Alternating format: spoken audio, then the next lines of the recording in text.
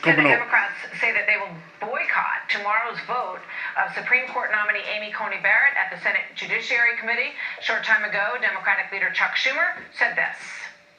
Because this has been the most rushed, most partisan, and least legitimate process in the history of Supreme Court nominations, judiciary members will boycott the markup tomorrow and not provide the quorum that is required because it is a bipartisan quorum.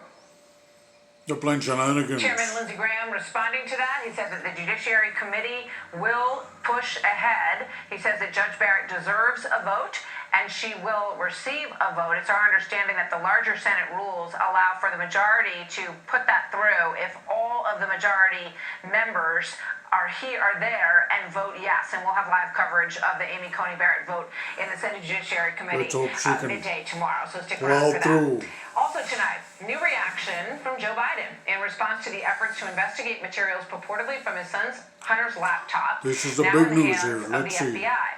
At the moment, there's no intelligence suggesting that the revelations are the work of foreign intervention or Russian disinformation, as we have talked a lot about. It's a real deal, Holyfield. Ask the Secret Service to hand over the records of Hunter's travel. The former VP insists that this is all, quote, garbage. Watch. This is the same garbage Rudy Giuliani, Trump's reading off a teleprompter. It's a last-ditch effort in this desperate campaign to smear me and my family.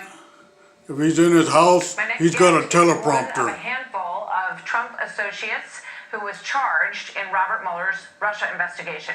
Rick Gates, former deputy campaign chair, was sentenced to 45 days in prison after pleading guilty to lying to investigators and for financial crime relating to his political consulting work in Ukraine. He is now the author of WikiLeaks, an insider story on how Trump won, Mueller failed. The Democrats are doing the same thing. They never tried them. It's a Mueller bullshit. Thanks for having me. I appreciate it.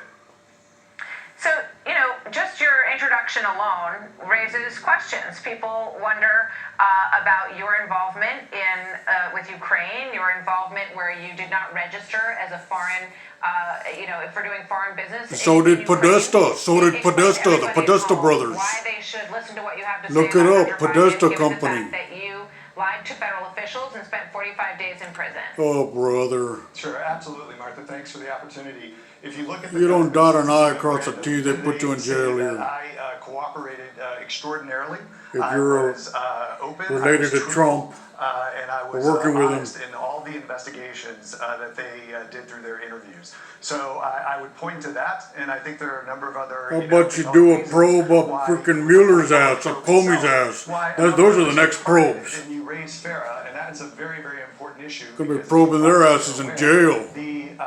The FARA law itself has never really been enacted. It doesn't really have guidelines associated with it. Strokes. And it was a tool. Lisa Page, she's going to be the next Orange is the New Black. A lot of us involved in the investigation.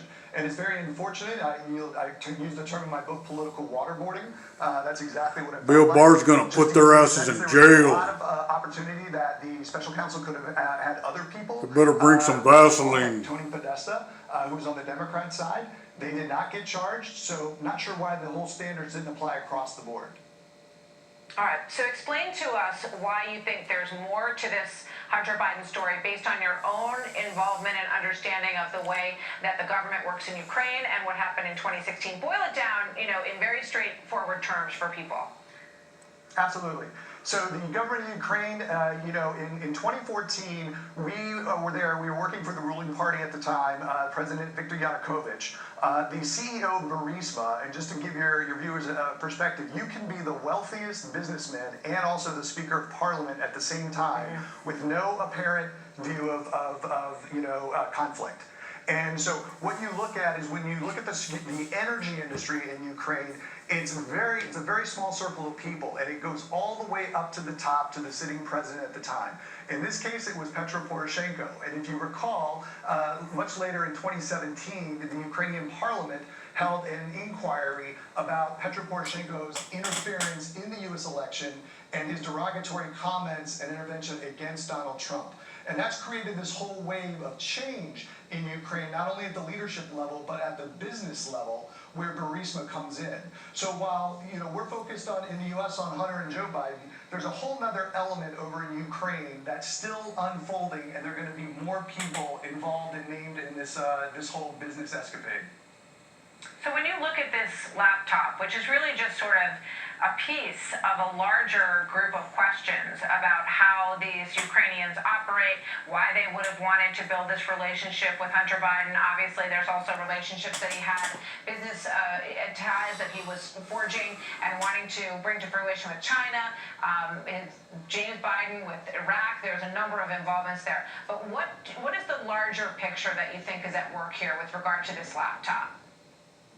Yeah, absolutely. I think the laptop is, it's Hunter's mistake of leaving it at the store, and you have all this information on it now that fortunately, you know, with Director Radcliffe's statement a couple of days ago, we know it is not Russian disinformation. And that was a big argument on the other side.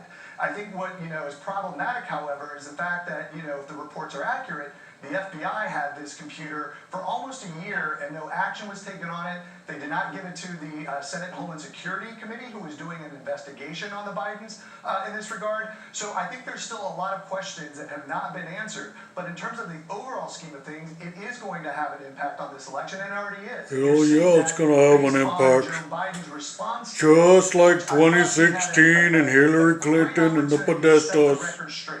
And the one thing he still cannot say, did not say, he did not deny found out they were any reports satanic. that the emails are accurate, that the computer is real, and that they were involved in this business. This one we found out that they were crony. Rick Gates, thank you very much. Obviously, getting there's a lot more to blackmailed. dig into here, and it is clearly a story that They deserves like some underage attention, kids or perverts. in the 13 days leading up to the election, and probably after as well. A lot of Rick stuff Gates, thank you going very on. much. Good to have you here tonight. Only 2 weeks So, left. moments from now, you see the podium at the FBI headquarters in Washington. We are going to get a quote major election security. We're gonna news find conference. out We don't about know Hunter what is Biden about to be revealed here, but we've been given right the reporters have now. all been brought in to the FBI to report gonna on bet this the story, farm. which is going to begin to unfold in about 8 minutes. So we'll take you there. I'll bet the live. farm it has something to do with Hunter And on the Biden's eve of the laptop. final face-off between President Trump and Joe Biden, which will happen on the stage behind me here, the president lashing out at the debate commission and his decision to mute microphones on the stage. Exactly, the fix is in. These people are not good people, this commission. A lot of funny things go on with them. Exclusive reaction from the co-chair of the Commission of Presidential Debates. Next. Look at this crazy mother effer.